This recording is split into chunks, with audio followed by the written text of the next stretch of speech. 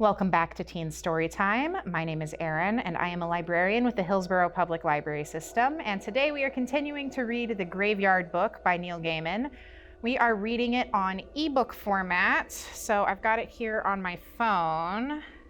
If you would also like to read books on ebook and you do not know how, feel free to contact us. All you need is a library card. We can help you get set up. With no further ado, actually one more further ado, chapter 7 is very long. So in the interest of making this video not be too crazy long today, we are splitting chapter 7 in half. So I'm gonna do part 1 of chapter 7 now, and part 2 of chapter 7 will be in the next video. So with no further ado, let's go ahead and start chapter 7 of The Graveyard Book by Neil Gaiman. Chapter 7 is titled, Every Man Jack. Silas had been preoccupied for the previous several months. He had begun to leave the graveyard for days, sometimes weeks at a time. Over Christmas, Miss Lupescu had come out for 3 weeks in his place, and Bod had shared her meals in her little flat in the old town. She'd even taken him to a football match, as Silas had promised that she would. But she had gone back to the place she called the Old Country after squeezing Bod's cheeks and calling him Nimini, which had become her pet name for him. Now Silas was gone, and Miss Lupescu also. Mr. and Mrs. Owens were sitting in Josiah Worthington's tomb talking to Josiah Worthington. None of them were happy. Josiah Worthington said, "You mean to say he did not tell either of you where he was going or how the child was to be cared for?" When the Owenses shook their heads, Josiah Worthington said, "Well, where is he?" Neither Owenses was able to answer. Master Owens said he's never been gone for so long before, and he promised when the child came to us, promised he would be here, or someone else would be here to help us care for him. He promised. Mrs. Owens said, "I worry that something must have happened to him." She seemed close to tears, and then her tears turned to anger, and she said, "This is too bad of him. Is there no way to call him, to find him and bring him back?" "None that I know," said Josiah Worthington, "but I believe that he's left money in the crypt for food for the boy." "Money?" said Mrs. Owens. "What use is money?" "Bod will be needing money if he's to go out there to buy food," began Mr. Owens, but Mrs. Owens turned on him. "You're all as bad as each other," she said. She left the Worthington tomb then, and she went looking for her son, whom she found, as she expected to, at the top of the hill, staring out over the town.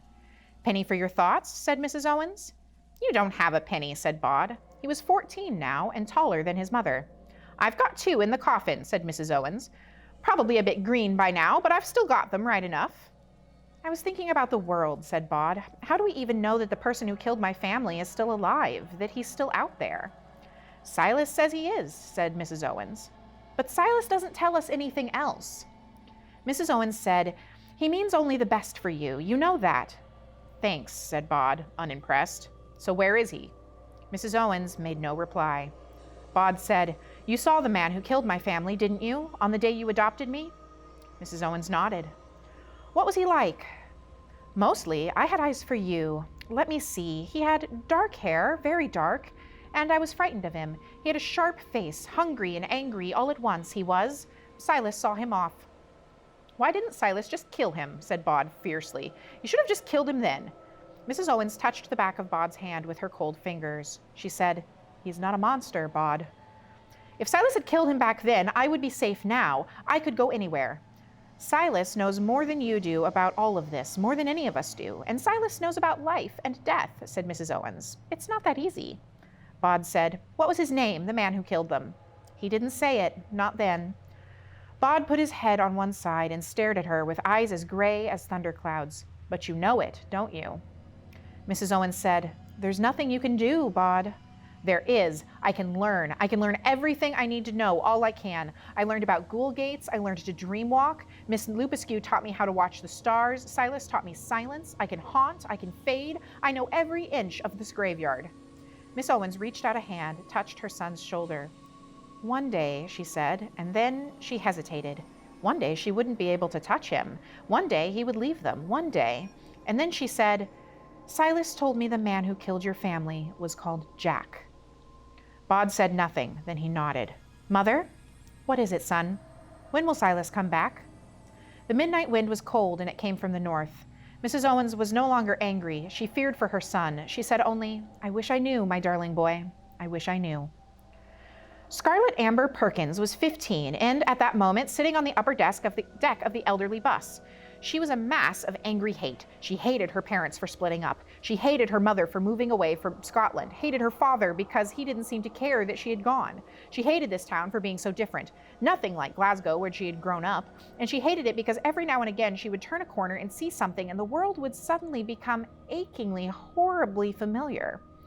She had lost it when her mother had that morning. At least in Glasgow, I had friends, Scarlett had said, and she wasn't quite shouting, but she wasn't quite sobbing. I'll never see them again. All her mother had said in reply was, at least you're somewhere. You've been before. I mean, we lived here when you were little. I don't remember, said Scarlett, and it's not like I still know anyone. Do you want me to find my old friends from when I was 5? Is that what you want? And her mother said, well, I'm not stopping you. Scarlett had gone through the whole school day angry, and she was angry now. She hated her school, and she hated the world, and right now she particularly hated the bus service.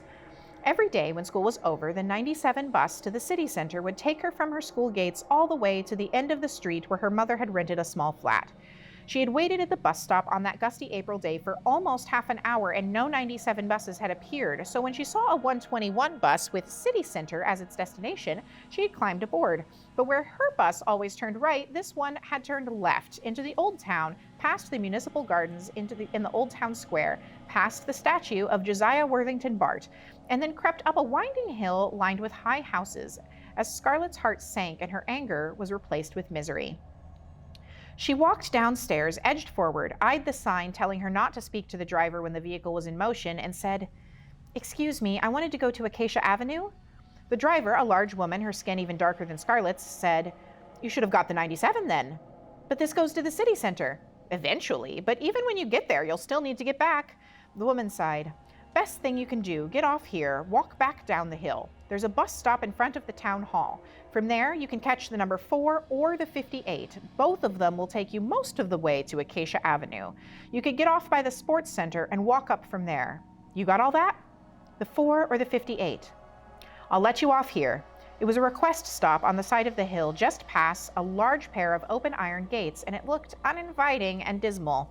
Scarlett stood in the open doorway of the bus until the bus driver said, go on, hop it. She stepped down onto the pavement and the bus belched black smoke and roared away. The wind rattled the trees on the other side of the wall. Scarlett began to walk back down the hill.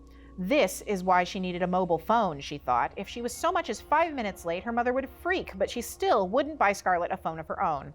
Oh well, she would have to endure another shouting match. It wouldn't be the first, and it wouldn't be the last. By now, she was level with the open gates. She glanced inside and, that's odd, she said aloud. There's an expression, déjà vu, that means you feel like you've been somewhere before, that you've somehow already dreamed it or experienced it in your mind. Scarlett had experienced it, the knowledge that a teacher was just about to tell them that she'd been on to Inverness for the holiday, or that someone had dropped a spoon in just that way before. But this was different.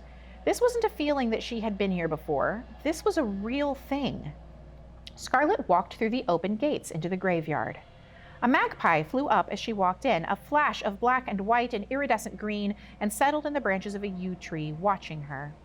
Around that corner, she thought, is a church with a bench in front of it, and she turned the corner to see a church, much smaller than the one in her head, a sinister, blocky little Gothic building of gray stone with a jutting spire. In front of it was a weathered wooden bench. She walked over, sat down on the bench, and swung her legs as if she were still a little girl. Hello? Hello, said a voice from behind her. Awfully cheek of me, I know, but would you help me hold down this, I really just need another pair of hands if it's not too much trouble. Scarlett looked around and saw a man in a fawn-colored raincoat squatting in front of a gravestone. He was holding a large sheet of paper which was blowing about in the wind. She hurried over to him. You hold on to it here, said the man. One hand here, one hand there. That's it. Frightful imposition, I know. Ridiculously grateful. He had a biscuit tin next to him, and from the tin he pulled what looked like a crayon the size of a small candle. He began rubbing it back and forth across the stone with easy, practiced movements. There we go, he said cheerfully. And here she comes. Oops! A wiggly bit down at the bottom there. I think it's meant to be ivy. The Victorians loved putting ivy on things, deeply symbolic, you know. And there we are. You can let go now. He stood up, ran one hand through his gray hair. Ow, needed to stand. Legs got a bit pins and needlesy, he said. So, what do you reckon to that? The actual headstone was covered in green and yellow lichen and so worn and faded as to be almost indecipherable, but the rubbing was clear. Magella Godspeed, spinster of this parish, 1791 to 1870, lost to all but memory, Scarlett read aloud. And probably now lost even to that, said the man.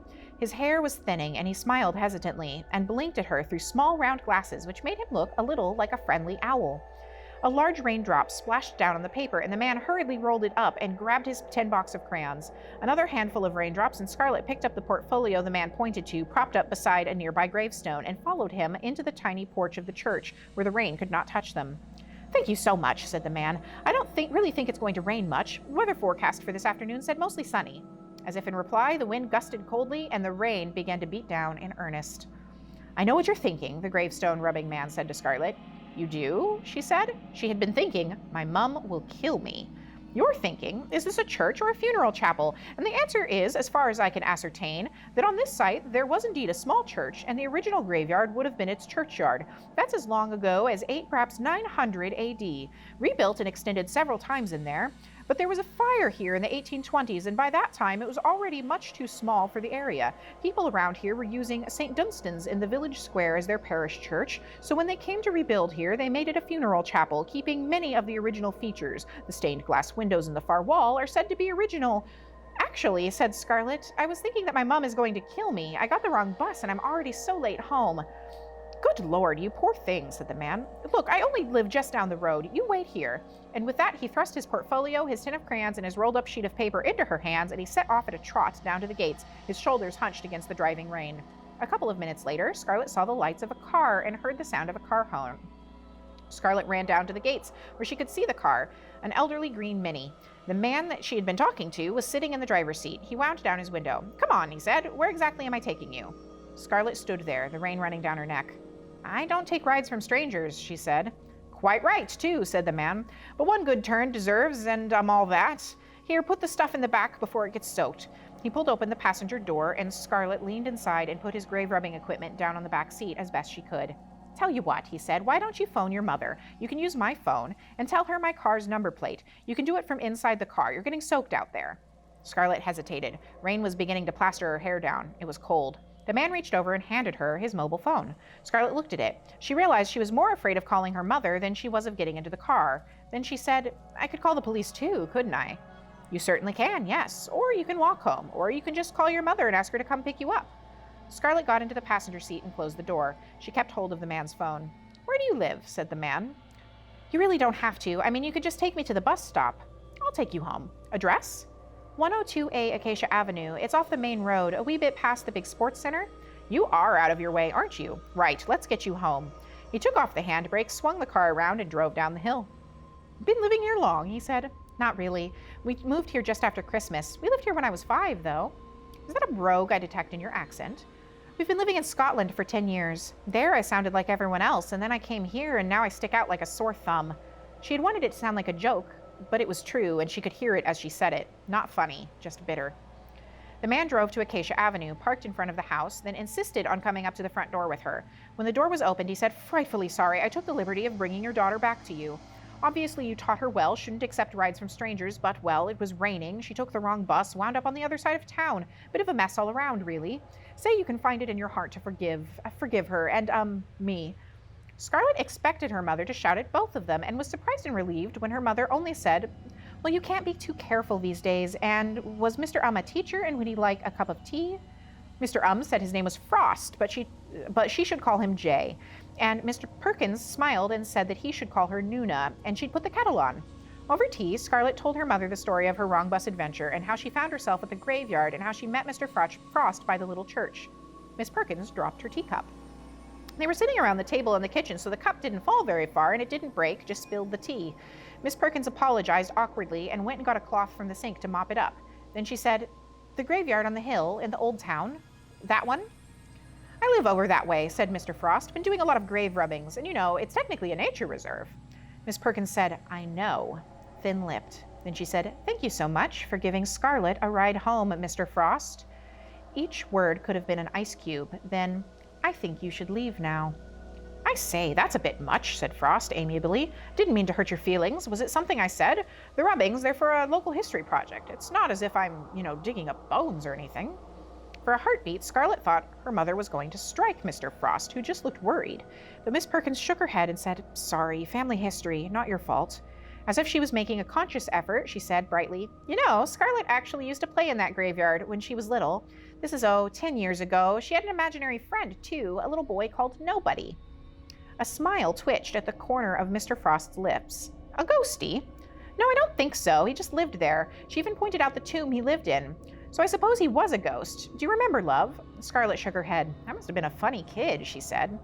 "I'm sure you were nothing of the, said Mr. Frost. "You're raising a fine girl here, Nuna. Well, lovely cup of tea. Always a joy to make new friends. I'll be toddling off now. I've got to make myself a little dinner, and then I've got a meeting of the local historical society." "You're making your own dinner," said Miss Perkins. "Yes, making it. Well, defrosting, really. I'm a master of the boil in the bag, eating for one, living on my own. Bit of a crusty old bachelor. Actually, in the papers, that always means gay, doesn't it? Not gay, just never met the right woman." And for a moment, he looked rather sad. Miss Perkins, who hated to cook, announced that she always cooked too much food at the weekend, and as she ushered Mr. Frost out into the hall, Scarlett heard him agree that he would love to come round for dinner on Saturday night. When Miss Perkins came back from the front hall, all she said to Scarlett was, "I hope you've done your homework." Scarlett was thinking about the afternoon's events as she lay in bed that night, listening to the sound of the cars grinding their way along the main road. She had been there in that graveyard when she was little. That's why everything had seemed so familiar. In her mind, she imagined and she remembered, and somewhere in there she fell asleep. But in the sleep, she walked the path of the graveyard. It was night, but she could see everything as clearly as if it were day. She were on the side of a hill. There was a boy about her own age standing with his back to her, looking at the lights of the city. Scarlett said, "Boy, what are you doing?" He looked around, seeming to have trouble focusing. "Who said that?" And then, "Oh, I can see you, sort of. Are you dream-walking?" "I think I'm dreaming," she agreed. "Not quite what I meant," said the boy. "Hello, I'm Bod." "I'm Scarlett," she said. He looked at her again, as if he were seeing her for the first time. "Of course you are. I knew you looked familiar. You were in the graveyard today with that man, the one with the paper." "Mr. Frost," she said. "He's really nice. He gave me a lift home." Then she said, "Did you see us?" "Yeah, I keep an eye on most things that happen in the graveyard." "What kind of a name is Bod?" she asked. "It's short for nobody." "Of course," said Scarlett. "That's what this dream is about. You're my imaginary friend from when I was little, all grown up." He nodded. He was taller than she was. He wore gray, although she could not have described the clothes. His hair was too long, and she thought it had been some time since he had received a haircut. He said, "You were really brave. We went deep into the hill, and we saw the Indigo Man, and we met the Sleer." Something happened then in her head, a rushing and a tumbling, a whirl of darkness and a crash of images. "I remember," said Scarlett. But she said it to the empty darkness of her bedroom and heard nothing in reply but the low trundle of a distant lorry making its way through the night. Bod had stores of food, the kind that lasted, cached in the crypt, and more in some of the chillier tombs and vaults of the mausoleums. Silas had made sure of that. He had enough food to keep him going for a couple of months. Unless Silas or Miss Lupescu was there, he simply would not leave the graveyard. He missed the world beyond the graveyard gates, but he knew it was not safe out there, not yet. The graveyard, though, was his world and his domain, and he was proud of it and loved it as only a 14-year-old boy can love anything. And yet, in the graveyard, no one ever changed. The little children Bod had played with when he was small were still little children. Fortinbras Bartleby, who had once been his best friend, was now 4 or 5 years younger than Bod was, and they had less to talk about every time they saw each other. Thackeray Porringer was Bod's height and age and seemed to be in a much better temper with him. He would walk with Bod in the evenings and tell stories of unfortunate things that had happened to his friends. Normally the stories would end in his friends being hanged until they were dead for no offense of theirs and by mistake, although sometimes they were simply transported to the American colonies and they didn't have to be hanged unless they came back. Liza Hempstock, who had been Bod's friend for the last 6 years, was different in another way. She was less likely to be there for him when Bod went down to the nettle patch to see her, and on the rare occasions when she would be short-tempered, argumentative, and often downright rude. Bod talked to Mr. Owens about this, and after a few moments' reflection, his father said, "It's just women, I reckon. She liked you as a boy, probably isn't sure who you are now when you're a young man. I used to play with one little girl down by the duck pond every day until she turned about your age, and then she threw an apple at my head and did not say another word to me until I was 17. Mrs. Owens sniffed. "It was a pear I threw," she said tartly, "and I was talking to you again soon enough, for we danced a measure at your cousin Ned's wedding, and that was but 2 days after your 16th birthday. Mr. Owens said, "Of course you're right, my dear." He winked at Bod to tell him it was none of it serious, and then he mouthed, 17 to show that really it was. Maud had allowed himself no friends among the living. That way, he had realized back during his short-lived school days, lay only trouble. Still, he remembered Scarlett, had missed her for years after she went away, had long ago faced the fact that he would never see her again. And now, she had been here in the graveyard, and he had not known her. He was wandering deeper into the tangle of ivy and trees that made the graveyard's northwest quadrant so dangerous. Signs advised visitors to keep out, but the signs were not needed. It was uninviting and creepy once you were past the ivy tangle that marked the end of the Egyptian walk and the back doors in the mock Egyptian walls that led to the people's final resting places.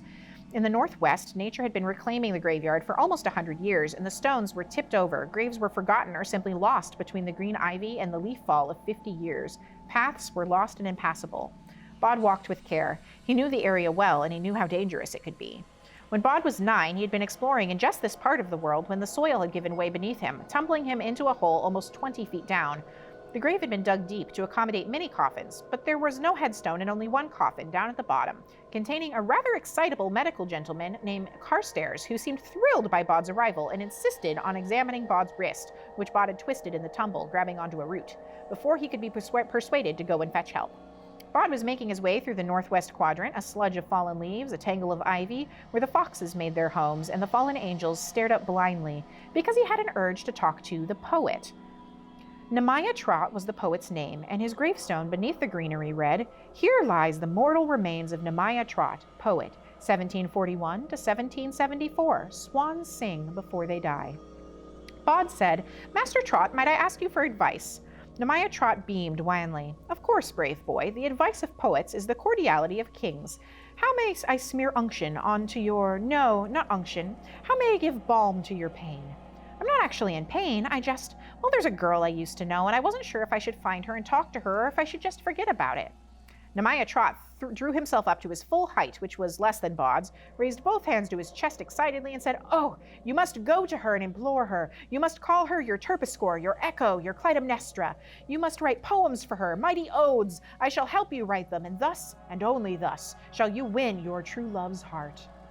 "I don't actually need to win her heart. She's not my true love," said Bod. "Just someone I'd like to talk to."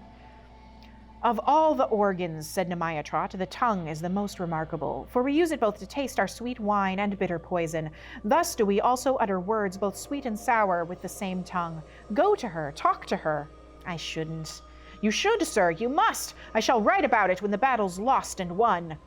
"But if I unfade for one person, it makes it easier for other people to see me."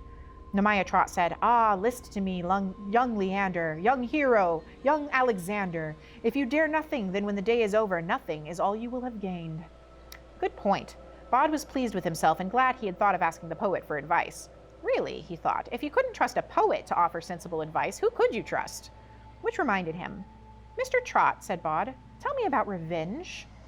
"Dish best served cold," said Nehemiah Trott. "Do not take revenge in the heat of the moment. Instead, wait until the hour is propitious. There was a Grub Street hack named O'Leary, an Irishman, I should add, who had the nerve, the confounded cheek, to write of my first slim volume of poems, a nosegay of beauty assembled for gentlemen of quality, that it was of an inferior doggerel, of no worth whatsoever, and that the paper it was written on would have been better used to... No, I cannot say. Let us simply agree that it was a most vulgar statement." "But you got your revenge on him?" asked Bod, curious.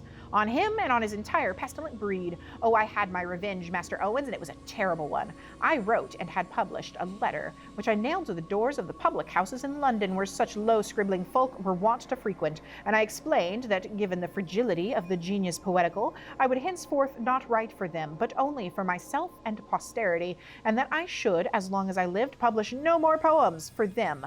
Thus I left instructions that upon my death my poems were to be buried with me unpublished, and that only when posterity realized my genius, realized that hundreds of my verses had been lost, only then was my coffin to be disinterred, only then could my poems be removed from my cold, dead hand, to finally be published, to the approbation and delight of all. It is a terrible thing to be ahead of your time." "And after you died, they dug you up and printed the poems?" "Not yet, no, but there's still plenty of time. Posterity is vast." "So that was your revenge?" "Indeed, and a mightily powerful and cunning one at that." "Yes," said Bod, unconvinced. "Best served cold," said Nehemiah Trott proudly. Bod left the northwest graveyard, returned through the Egyptian walk to the more orderly paths and untangled ways, and as the dusk fell, he wandered back towards the old chapel, not because he hoped Silas had returned from his travels, but because he had spent his life visiting the chapel at dusk, and it felt good to have a rhythm. And anyway, he was hungry. Bod slipped through the crypt door, down into the crypt. He moved a cardboard box filled with curled and damp parish papers and took out a carton of orange juice, an apple, a box of breadsticks, and a block of cheese, and he ate while pondering how and whether he would seek out Scarlett. He would dream walk, perhaps, since that was how she had come to him. He headed outside, was on his way to sit on the gray wooden bench, when he saw something and he hesitated. There was already someone there, sitting on his bench. She was reading a magazine. Bod faded even more, became more a part of the graveyard, no more important than a shadow or a twig. But she looked up, she looked straight at him, and she said, "Bod, is that you?" He said nothing. Then he said, "Why can you see me?" "I almost couldn't. At first I thought you were a shadow or something, but you look like you did in my dream. You sort of came into focus." He walked over to the bench. He said, "Can you actually read that? Isn't it too dark for you?" Scarlett closed the magazine. She said, "It's odd, you'd think it would be too dark, but I can read it fine, no problem." "Are you—" He trailed off, uncertain of what he wanted to ask her. "Are you here on your own?" She nodded. "I helped Mr. Frost do some grave rubbings after school. Then I told him I wanted to sit and think here for a bit. When I'm done here, I promised to go have a cup of tea with him and he'll run me home. He didn't even ask why, just said he loves sitting in graveyards too and that he thinks they can be the most peaceful places in the world." Then she said, "Can I hug you?" "Do you want to?" said Bod. "Yes." "Well then," he thought for a moment, "I don't mind if you do. My hands won't go through you or anything? You're really there?" "You won't go through me," he told her, and she threw her arms around him and squeezed him so tightly he could hardly breathe. He said, "That hurts."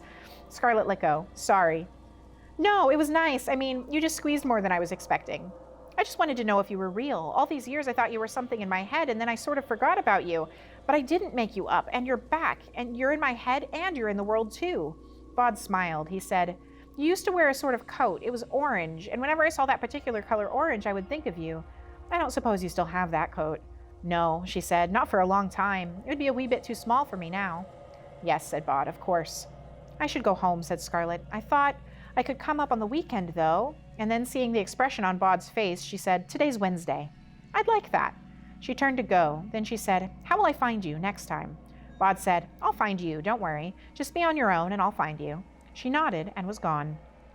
Bod walked back into the graveyard and up the hill until he reached the Frobisher mausoleum. He did not enter it. He climbed up the side of the building, used the thick ivy root as a foothold, and he pulled himself up onto the stone roof, where he sat and thought, looking out at the world of moving things beyond the graveyard, and he remembered the way that Scarlett had held him, and how safe he had felt, if only for a moment, and how fine it would be to walk safely in the lands beyond the graveyard, and how good it would be to be a master of his own small world. Scarlett said that she didn't want a cup of tea, thank you, or a chocolate biscuit. Mr. Frost was concerned. "Honestly," he told her, "you look like you've seen a ghost." "Well, a graveyard, not a bad place to see one if you were going to. I had an aunt once who claimed her parrot was haunted. She was a scarlet macaw, the parrot. The aunt was an architect. Never knew the details." "I'm fine," said Scarlett. "It was just a long day." "I'll give you a lift home, then. Any idea what this says? Been puzzling over it for half an hour." He indicated a grave rubbing on the little table, held flat by a jam jar in each corner. "Is that name Gladstone, do you think? Could be a relative of the Prime Minister, but I can't make anything else." "Afraid not," said Scarlett, "but I'll take another look when I come out on Saturday." "Is your mother likely to put in an appearance?" "She said she'd drop me off here in the morning, then she has to go and get groceries for our dinner. She's cooking a roast chicken." "Do you think," asked Mr. Frost hopefully, "that there are likely to be roast potatoes?" "I expect so, yes." Mr. Frost looked delighted. Then he said, "I wouldn't want to put her out of her way, I mean." "Oh, she's loving it," said Scarlett truthfully. "Thank you for giving me a lift home." "More than welcome," said Mr. Frost. They walked together down the steps in Mr. Frost's high, narrow house to the little entrance hall at the bottom of the stairs. In Krakow, on Wawel Hill, there are caves called the Dragon's Den, named after a long-dead dragon. These are the caves that the tourists know about. There are caves beneath those caves that tourists do not know about and do not ever get to visit. They go down a long way, and they are inhabited. Silas went first, followed by the gray hugeness of Miss Lupescu padding quietly on 4 feet just behind him. Behind them was Kandar, a bandage-wrapped Assyrian mummy with powerful eagle wings and eyes like rubies, who was carrying a small pig.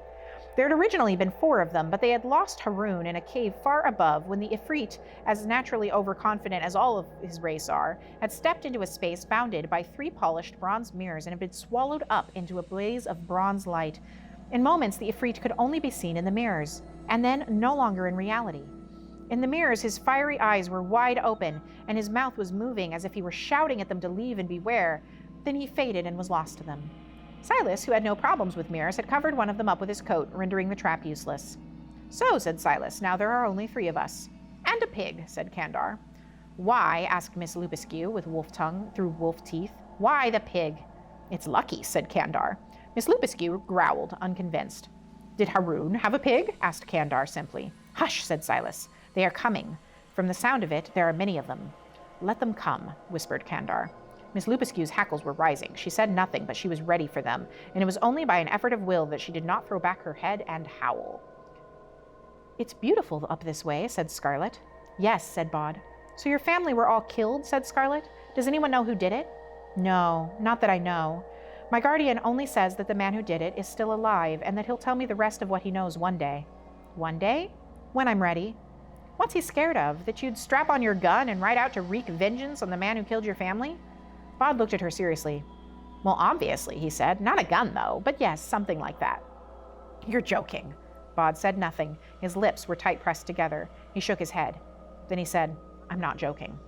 It was a bright and sunny Saturday morning. They were just past the entrance to the Egyptian walk, out of direct sunlight, under the pines and the sprawling monkey puzzle tree. "Your guardian, is he a dead person too?" Bod said, "I don't talk about him." Scarlett looked hurt. "Not even to me?" "Not even to you." "Well," she said, "be like that." Bod said, "Look, I'm sorry, I didn't mean." Just as Scarlett said, "I promised Mr. Frost that I wouldn't be too long. I'd better be getting back." "Right," said Bod, worried that he had offended her, unsure of what he should say to make anything better. He watched Scarlett head off on the winding path back to the chapel. A familiar female voice said with derision, "Look at her, Miss High and Mighty." But there was no one to be seen. Bod, feeling awkward, walked back to the Egyptian walk. Miss Lilibet and Miss Violet had let him store a cardboard box filled with old paperback books in their vault, and he wanted to find something to read. Scarlett helped Mr. Frost with his grave rubbings until midday, when they stopped for lunch. He offered to buy her fish and chips as a thank you, and they walked down to the fish and chips shop at the bottom of the road, and as they walked back up the hill, they ate their steaming fish and chips, drenched in vinegar and glittering with salt out of paper bags. Scarlett said, "If you wanted to find out about a murder, where would you look? I already tried the internet." Depends. What kind of murder are we talking about?" "Something local, I think. About 13 or 14 years ago, a family was killed around here." "Crikey," said Mr. Frost. "This really happened?" "Oh, yes. Are you all right?" Not really. Bit of a wimp, really. Things like that. I mean, local true crime. You don't like to think about it. Things like that happening here. Not something I'd expect a girl of your age to be interested in." "Oh, it's not actually for me," admitted Scarlett. "It's for a friend." Mr. Frost finished off the last of his fried cod. "At the library, I suppose. If it's not on the internet, it'll be in their newspaper files. What set you off after this?" "Oh," Scarlett wanted to lie as little as possible. She said, "A boy I know. He was asking about it." "Definitely the library," said Mr. Frost. "Murder. Whew, gives me the shivers." "Me too," said Scarlett, a bit. Then hopefully, "Could you possibly drop me off at the library this afternoon?" Mr. Frost bit a large chip in half, chewed it, and looked at the rest of the chip, disappointed. They get cold so fast, don't they, chips? One minute you're burning your mouth on them, the next you're wondering how they cool off so quickly. "I'm sorry," said Scarlett. "I shouldn't be asking for rides everywhere." "Oh, no, not at all," said Mr. Frost. "Just wondering how best to organize this afternoon, and whether or not your mother likes chocolates. Bottle of wine or chocolates? Not really sure. Both, maybe?" "I can make my own way home from the library," said Scarlett. "And she loves chocolates. So do I." "Chocolates it is, then," said Mr. Frost, relieved. They had reached the middle of the row of the high terraced houses on the hill, and the little green Minnie parked outside. "Get in. I'll run you over to the library." The library was a square building, all brick and stone, dating back to the beginning of the last century. Scarlett looked around, then went up to the desk. The woman said, "Yes?" Scarlett said, "I wanted to see some old newspaper clippings." "Is it for school?" said the woman. "It's local history," said Scarlett, nodding, proud that she hadn't actually lied. "We've got the local paper on microfiche," said the woman. She was large and had silver hoops in her ears. Scarlett could feel her heart pounding in her chest. She was certain she looked guilty or suspicious, but the woman led her into a room with boxes that looked like computer screens and showed her how to use them, how to project a page of the newspaper at a time onto the screen. "One day we'll have it all digitized," said the woman. "Now what dates are you after?"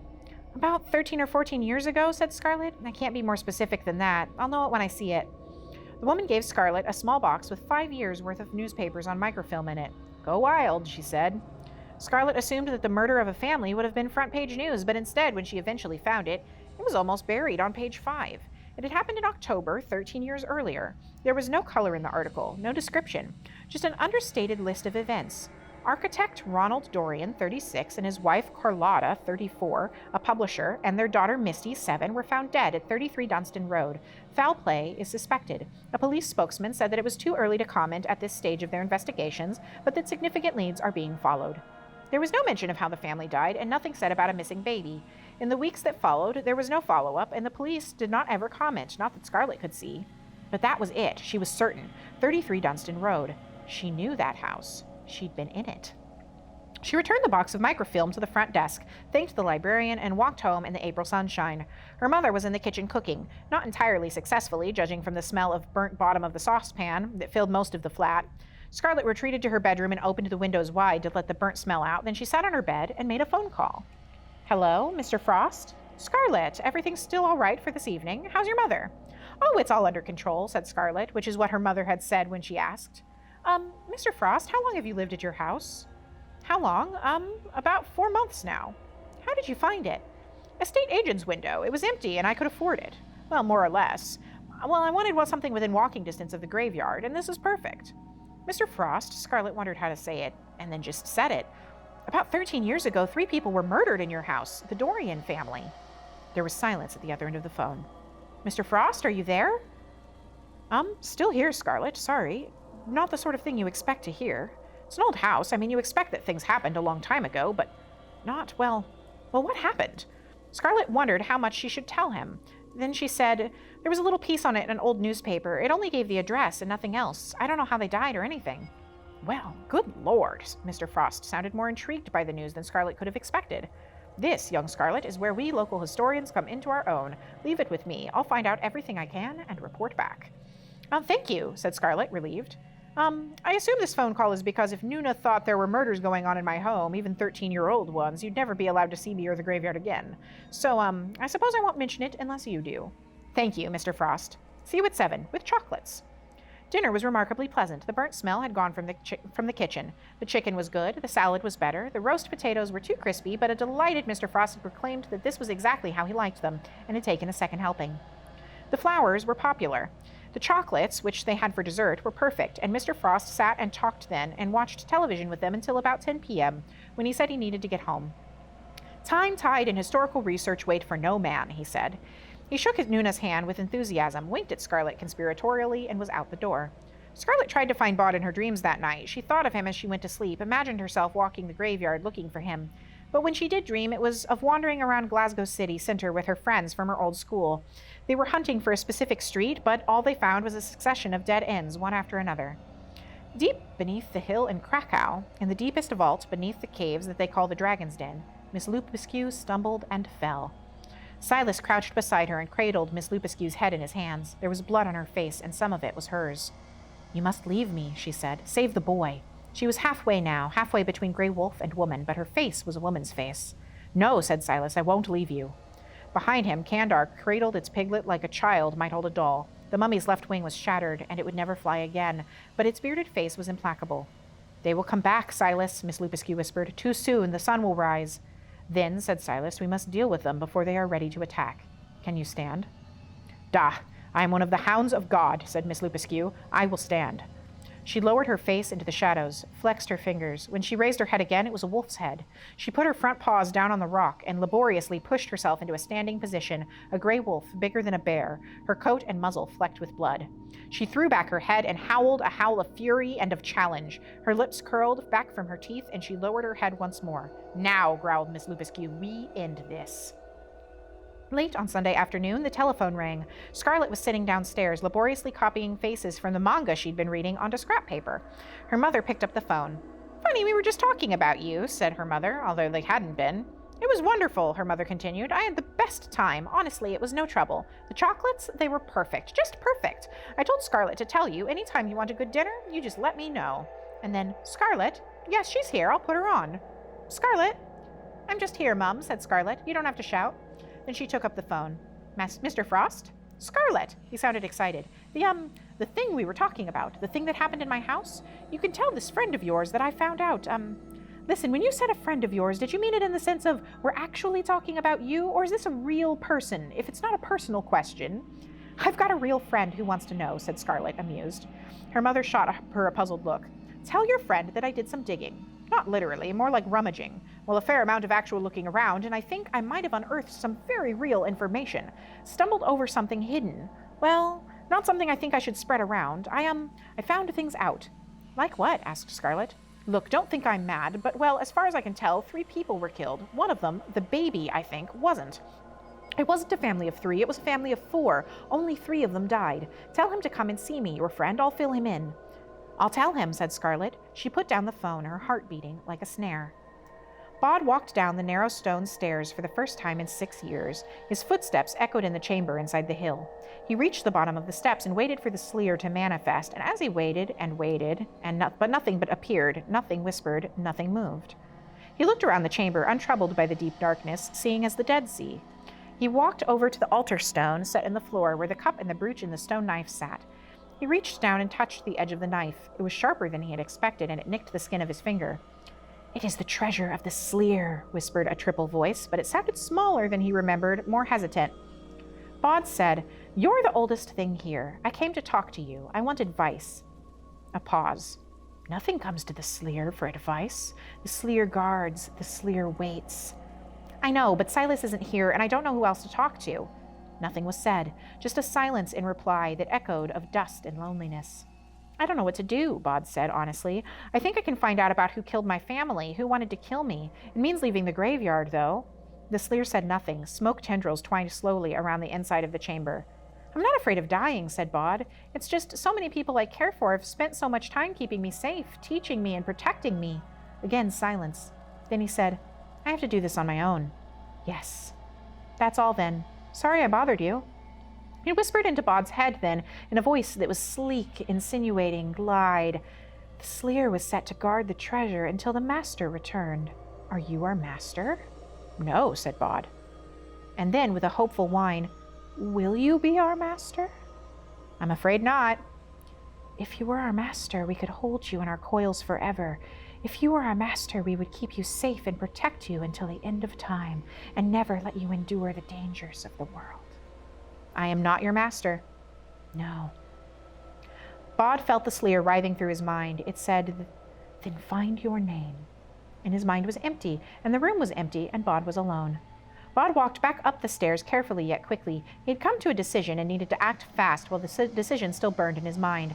Scarlett was waiting for him on the bench by the chapel. Well, she said. I'll do it. Come on, he said. And side by side, they walked the path down to the graveyard gates. Number 33 was a tall house, spindly thin, in the middle of a terraced row. It was red brick and unmemorable. Bod looked at it uncertainly, wondering why it did not seem familiar or special. It was only a house, like any other. There was a small concreted space in front of it that wasn't a garden, a green Mini parked in the street. The front door had once been painted a bright blue, but it had been dimmed by time and the sun. Well, said Scarlett. Bod knocked on the door. There was nothing, then a clatter of feet on the stairs from inside, and the door opened to reveal an entryway and stairs. Framed in the doorway was a bespectacled man with receding gray hair who blinked at them, then stuck out his hand at Bod, who smiled nervously and said, You must be Miss Perkins' mysterious friend. Good to meet you. This is Bod, said Scarlett. Bob? Bod with a D, she said. Bod, this is Mr. Frost. Bod and Frost shook hands. Kettle's on, said Mr. Frost. What do you say we swap information over a cuppa? They followed him up the steps to a kitchen where he poured 3 mugs of tea, then led them into a small sitting room. This house just keeps going up, he said. The toilet's on the next floor up, and my office, and a bedroom's above that. Keeps you fit, all the stairs. They sat on a large, extremely purple sofa. It was already here when I came, and they sipped their tea. Scarlett had worried that Mr. Frost would ask Bod lots of questions, but he didn't. He just seemed excited, as if he had identified a lost gravestone of someone famous and desperately wanted to tell the world.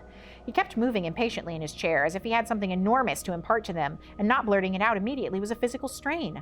Scarlett said, So what did you find out? Mr. Frost said, Well, you were right. I mean, this was the house where those people were killed. And I think the crime was, well, not exactly hushed up, but forgotten about, let go by the authorities. I don't understand, said Scarlett. Murders don't get swept under the carpet. This one was, said Frost. He drained his tea. There are people out there who have influence. It's the only explanation for that, and for what happened to the youngest child. And what was that? Asked Bod. He lived, said Frost, I'm sure of it, but there wasn't a manhunt. A missing toddler normally would be national news, but they must have squashed it somehow. Who are they? The same people who had the family killed. Do you know any more than that? Yes, well, a little, Frost trailed off. I'm sorry, Look, given what I found, it's all too incredible. Scarlett was starting to feel frustrated. What did you find? Frost looked shamefaced. You're right, I'm sorry. Getting into keeping secrets, not a good idea. Historians don't bury things, we dig them up, show people. Yes. He stopped, hesitated, then said, I found a letter upstairs. It was hidden under a loose floorboard. He turned to Bod. Young man, would I be correct in assuming your interest in this business, this dreadful business, is personal? Bod nodded. I won't ask any more, said Mr. Frost, and he stood up. Come on, he said to Bod. Not you, though, to Scarlett. Not yet. I'll show him, and if he says it's all right, I'll show you as well. Deal? Deal, said Scarlett. We won't be long, said Mr. Frost. Come on, lad. Bod stood up, darted a concerned look at Scarlett. It's okay, she said, and smiled at him as reassuringly as she could. I'll wait here for you.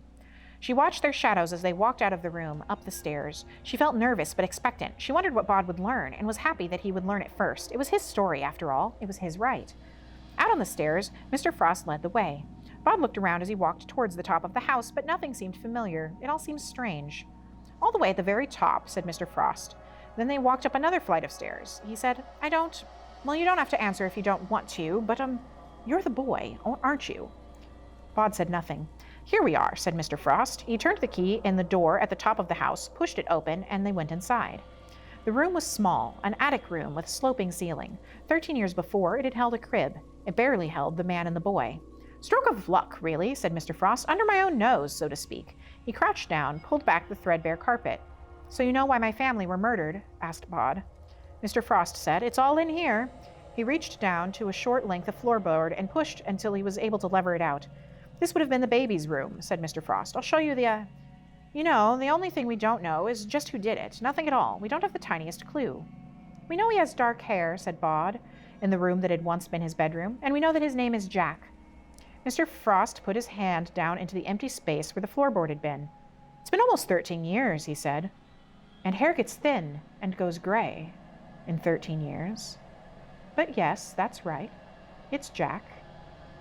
He straightened up. The hand that had been in the hole in the floor was holding a large, sharp knife. Now, said the man Jack. Now, boy, it's time to finish this. Bod stared at him. It was as if Mr. Frost had been a coat or a hat that the man had been wearing, that he had now discarded. The affable exterior had gone. The light glinted on the man's spectacles and on the blade of the knife. A voice called up to them from further down the stairs, Scarlett's. Mr. Frost, there's someone knocking at the front door. Should I get it? The man Jack glanced away only for a moment, but Bod knew that moment was all he had, and he faded as completely, as utterly as he could. The man Jack looked back to where Bod had been and then stared around the room, puzzlement and rage competing on his face. He took a step further into the room, his head swinging from side to side like an old tiger scenting prey. You're here somewhere, growled the man Jack. I can smell you. Behind him, the little door to the attic bedroom slammed closed, and as he swung around, he heard the key turn in the lock. The man Jack raised his voice. It buys you moments, but it won't stop me, boy, he called through the locked door. Then he added simply, we have unfinished business, you and I. And I think that's where we're going to go ahead and stop for today. We will pick up the rest of Chapter 7 in the next video. I know I'm leaving you on a cliffhanger. So per usual, check out the description of this video for a recommendation list of other books that you might enjoy. And for our question for the day, let's see. What do you think that Silas and Miss Lupescu are doing? We know that they are somewhere else. They are fighting their way through a tomb, but it hasn't been said exactly what it is that they're up to. Do you have any thoughts on that? Let me know in the comments down below, and I will see you all in the next video.